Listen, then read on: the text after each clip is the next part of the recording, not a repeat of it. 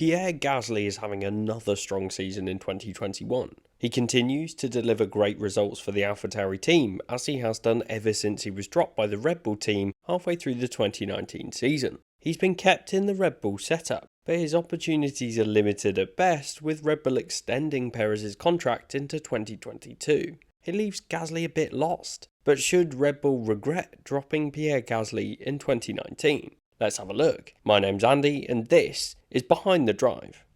Ever since he rejoined the sister team, Pierre Gasly's been back on top form. Meanwhile, Red Bull's search for a Daniel Ricciardo replacement has continued. Alex Albon was brought in with just half a season under his belt in the sport, and the team have even looked outside of the academy to recruit Sergio Perez for this season and beyond. In this video, I'll look at the factors that led to Gasly being dropped in the first place, what could have been if he'd have stayed with the front-running team, and why dropping Pierre Gasly might have been a bit short-sighted. And as always, if you enjoy the video, then please leave it a like and hit the subscribe button if you haven't done so already. Why Gasly was dropped by Red Bull. Red Bull were fortunate to have one of the best driver lineups in Formula 1 between 2016 and 2018.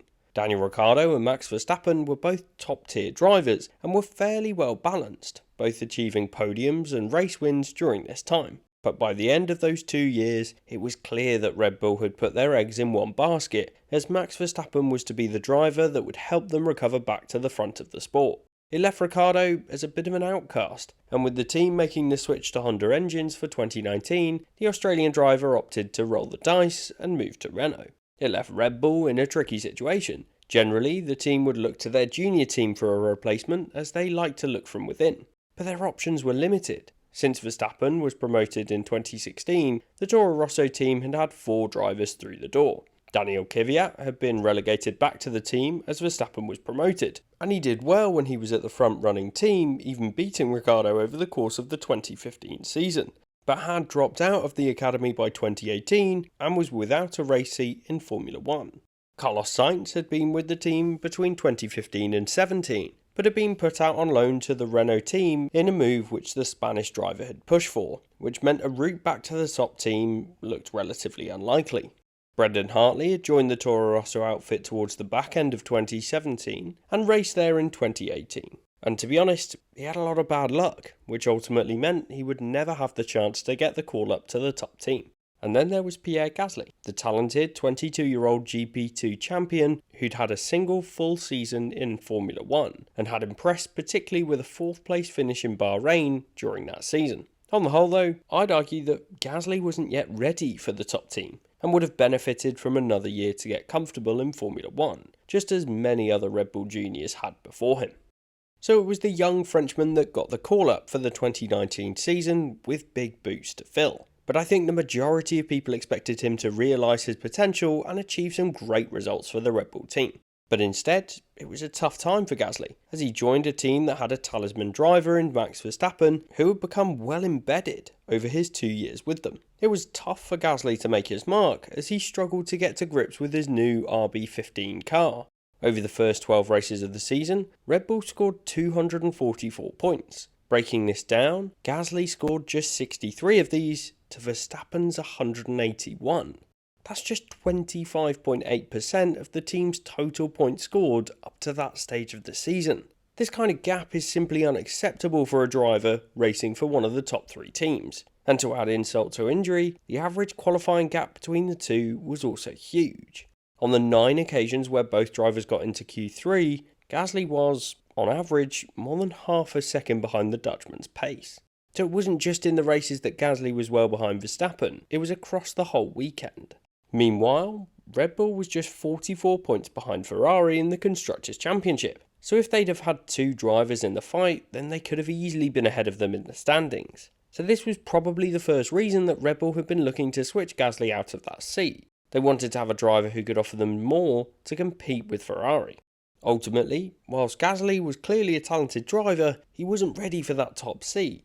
It was also not an environment in which he was getting the support he needed. After all, he was just in his 2nd full season of Formula 1.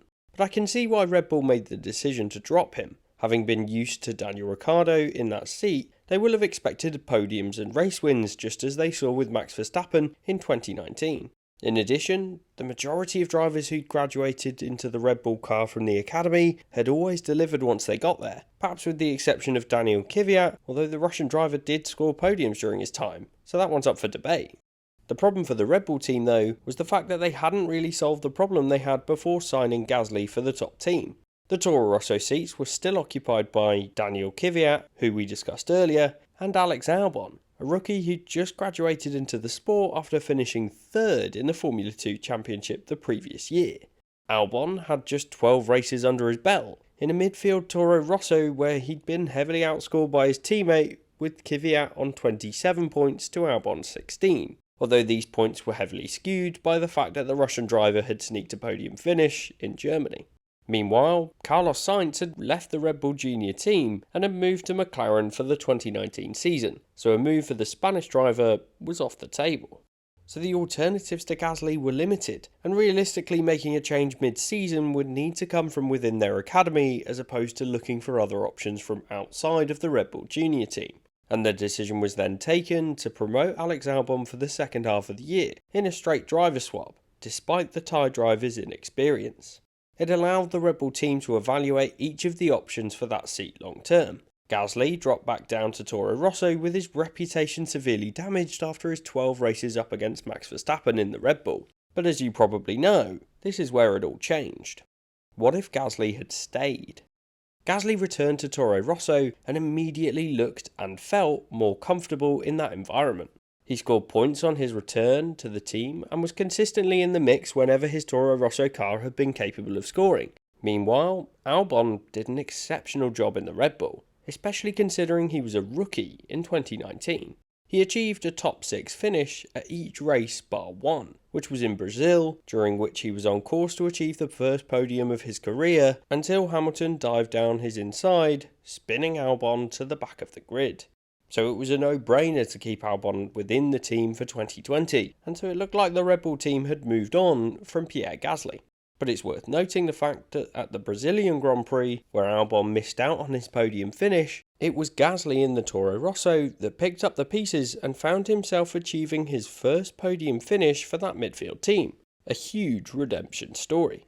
So it was Gasly that found himself on top and having the last laugh in 2019 as he did an unbelievable job to achieve that second place result. Now, had Gasly stayed with Red Bull, there are no guarantees that he would have done something like this with that car.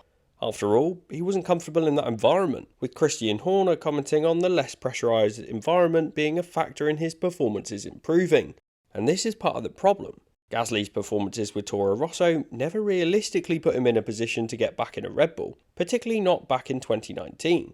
There would always be the caveat that he is driving in a midfield team with less pressure on his shoulders, and that was the reason he was able to fulfill his potential.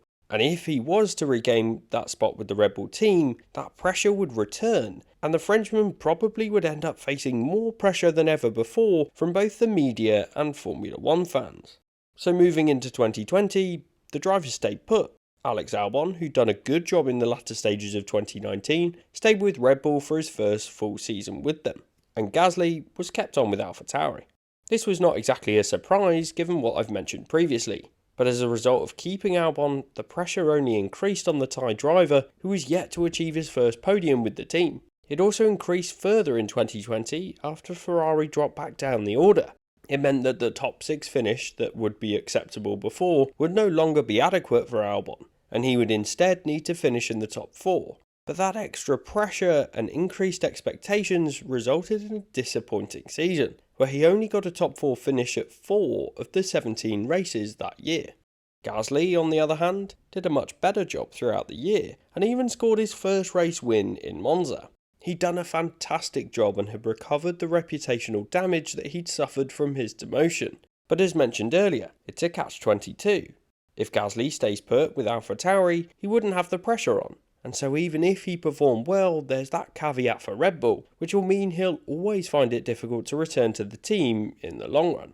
In 2021, Red Bull took a driver from outside of the junior team for the first time in years, with Sergio Perez. And this move confirmed that it is true that Gasly will struggle to get the nod for that seat in the future.